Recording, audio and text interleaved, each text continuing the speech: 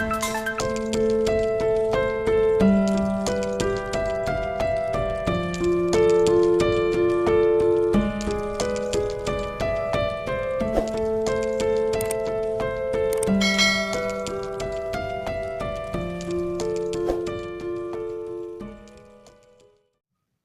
yang kita sudah sama-sama pelajari kemarin pada video sebelum ini, kita sudah belajar tentang an masdariyah.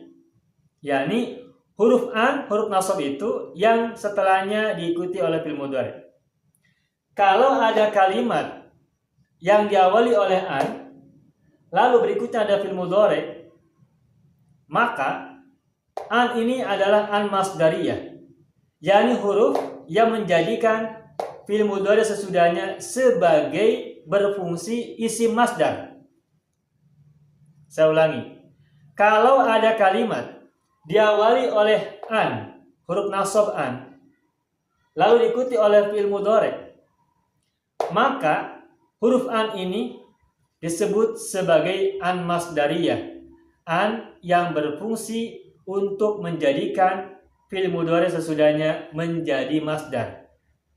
An yang menjadikan fi'il mudhari' sesudahnya sebagai masdar atau berfungsi sebagai isim masdar. Ketika ada sebuah kalimat yang terdiri dari an dan fi'il mudhari', maka kalimat ini merupakan masdar muawwal, masdar yang ditakwilkan dari masdar shorihnya. Pertanyaannya, apa masdar shorih dari tasumu? Baik, coba kita kembali kepada pelajaran tentang tasrif. Tadi saya sudah sampaikan, tasumu ini asalnya fi'il madinya adalah dari kata soma.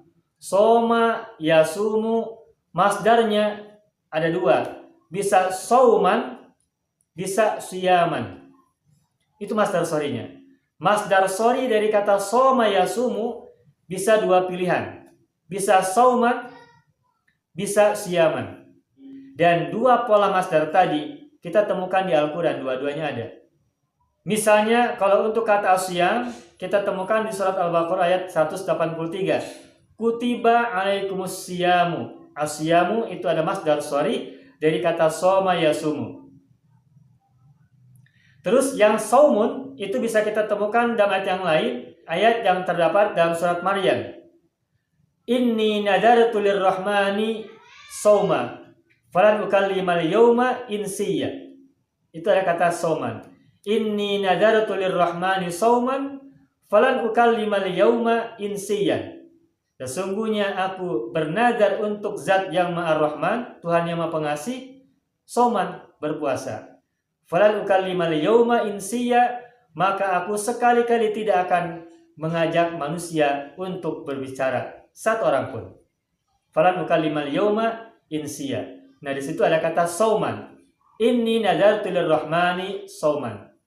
Jadi kata sauman dan siyaman dua-duanya merupakan wazan dari sigot isim masdar untuk kata soma yasumu. Nah, sehingga kembali ke kata ini, antasumu, ini antasumu adalah masdar muawwal. Lalu ketika kita ubah antasumu menjadi masdar shorih, maka kalimatnya menjadi siyamun atau saumun.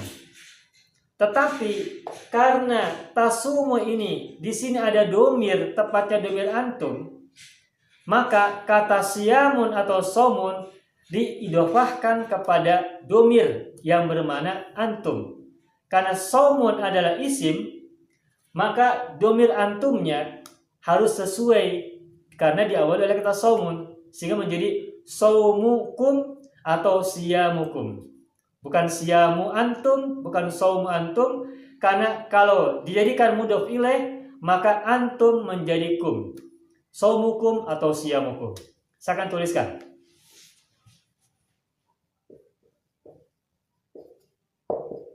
As-saumu atau asyam. Masdar shorih dari antasumu adalah as-saumu atau asyamu. Lalu karena dalam kata tasumu ada domir antum, maka Masdar sori dari antasumu ini bisa juga menjadi saumukum. Saumukum atau di sini siyamukum. Nah, sekarang lihat. Antasumu ada masdar muawwal. Sekarang sudah kita ubah menjadi masdar sori. As-saumu atau asyamu. Setelah kata antasumu, masdar muawwal ini, kita ubah menjadi masdar sori. As-saumu atau asyamu. Maka perhatikan kalimatnya. As-saumu khairun lakum. Atau asyamu khairun lakum. Atau boleh juga dengan as-saumu yang diikuti oleh mudhof ilaih antum, yakni kum. Sehingga menjadi kalimatnya adalah saumukum atau siyamukum. Saumukum khairun lakum atau siyamukum khairun lakum. Nah, sekarang lihat. Ketika kalimatnya adalah as-saumu khairun lakum atau asyamu khairun lakum, perhatikan. As-saumu atau asyamu atau juga saumukum dan siyamukum, apa i'rabnya dalam kalimat atau apa kedudukannya dalam kalimat. Ingat, setiap ada isim di awal kalimat berarti isim itu kedudukannya adalah mubtada. Berarti as-saumu ini adalah mubtada, asyamu adalah mubtada, saumukum juga mubtada, siyamukum juga mubtada. Perbedaannya, kalau as-saumu dan asyamu ini adalah kata tunggal, kata mufrad yang tidak diidofatkan, bukan merupakan rangkaian dua kata atau lebih. Sedangkan saumukum dan siyamukum merupakan kata yang murakkab, kata yang tersusun dari dua kata, yakni kata berupa saumu dan kum ini merupakan idofah, kata yang merupakan gabungan dua kata. Saumu adalah mudhofnya, kum adalah mudhof ilaih. Sedangkan di bawahnya siyamu adalah mudhof dan kum adalah mudhof ilaih. Saumukum dan siyamukum sama-sama adalah isim. Dan ketika ada isim di awal kalimat berarti kedudukannya adalah mubtada. As-saumu mubtada, asyamu mubtada. Saumukum mubtada, siyamukum juga mubtada. Berarti kalau begitu, sebagaimana as-saumu dan asyamu, saumukum dan siyamukum kedudukannya dalam kalimat ini adalah mubtada, maka antasumu ini masdar muawwalnya juga sama kedudukannya dengan masdar sori, yakni sebagai mubtada. As-saumu mubtada, siyamu mubtada, maka antasumu sebagai masdar muawwal dari masdar sori yang kedudukannya sebagai mubtada, maka antasumu juga kedudukannya sebagai mubtada. Sehingga kalimat antasumu ini an harfun nasbi mabniyun ala sukuni tasumu fi'lun mudhari'un mansubun wa alamatu nasbi hadfun nun li'annahu minal af'alil khamsah fi mahalli raf'in, dalam posisi rafa mubtada'un. Jadi antasumu ini setelah kita urai an adalah huruf nasab, tasumu adalah fi'il mudhari yang mansub. Ini kalimat antasumu sendiri ini fi mahalli raf'in, dalam posisi rafa kedudukannya adalah mubtadaun. Mubtada. Dan ingat, mubtada adalah isim yang marfu'. Dan jangan lupa, setiap ada mubtada pasti diikuti oleh khabarnya. Setiap ada mubtada pasti akan diikuti oleh khabar. Dan sebagaimana mubtada, khabar juga adalah rafa' alias marfu'. Itulah sebabnya kenapa dibaca khairun tidak khairon. Jawabannya adalah karena khairun ini, kenapa domatain? Alasannya adalah karena khairun kedudukannya sebagai khobar mubtada dari kata somu atau siyamu atau somukum atau siyamukum, atau dalam hal ini khobar dari kata antasumu. Dan khobar mubtada itu adalah marfu'un, dan karena ini ada isim mufrad maka cirofanya adalah dhammatun zahiratun fi akhirih. Sehingga dengan begitu sekarang terjawab sudah kenapa khairun tidak dibaca khairon, karena khairun bukan sebagai maf'ul bihi dari kata antasumu. melainkan khairun kedudukannya sebagai khabar. Mana mubtadanya? Mubtadanya adalah masdar muawwal berupa antasumu, karena antasumu ini kedudukannya dalam i'rab adalah sebagai mubtada dan mubtada adalah marfu'. Inilah sebagai contoh bahwa masdar muawwal bisa terbuat dari mubtada. Dan kita bisa buat banyak contoh kalimat yang terbuat dari masdar muawwal sebagai mubtada. Sebagai contoh satu saja saya berikan, misalnya gini. Antu'mina billahi salamatun lihayatika. Saya tuliskan.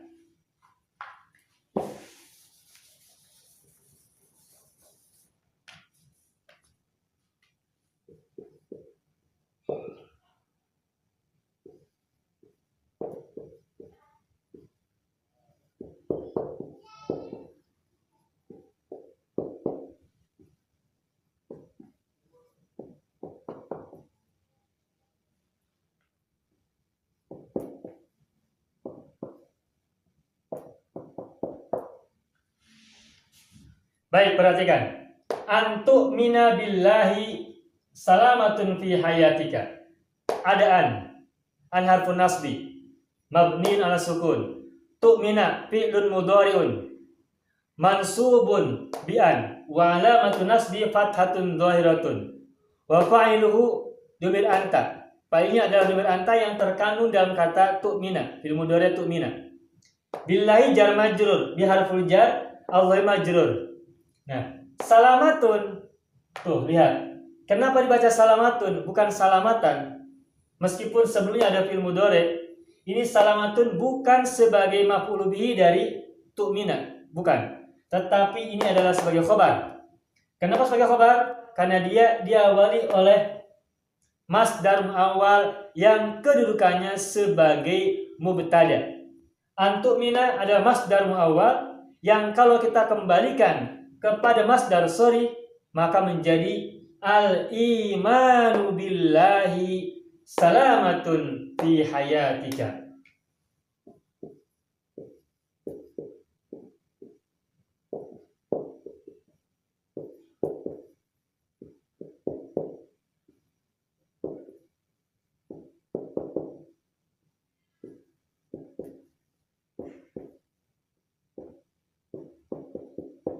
Tuh. Antu'mina masdar muawwal kita ubah menjadi masdar sori menjadi al-imanu. Karena masdar sori dari kata tu'minu, amana yu'minu adalah imanun. Dan karena dia sebagai mubtada maka kita masukkan alif lam di awal menjadi al-imanu. Al-imanu billahi ini mubtada dan salamatun adalah khabarnya. Itulah sebabnya kenapa dibaca salamatun, karena salamatun adalah khobar dari al-imanu. Al-imanu adalah mubtadanya. Salamatun fi hayatika adalah khobar. Nah, silakan kalau kita membuat contoh-contoh yang lainnya bisa kita buat sebanyak-banyaknya. Kesimpulannya, kalau kita menemukan huruf nasab an diikuti oleh fi'il mudhari di awal kalimat,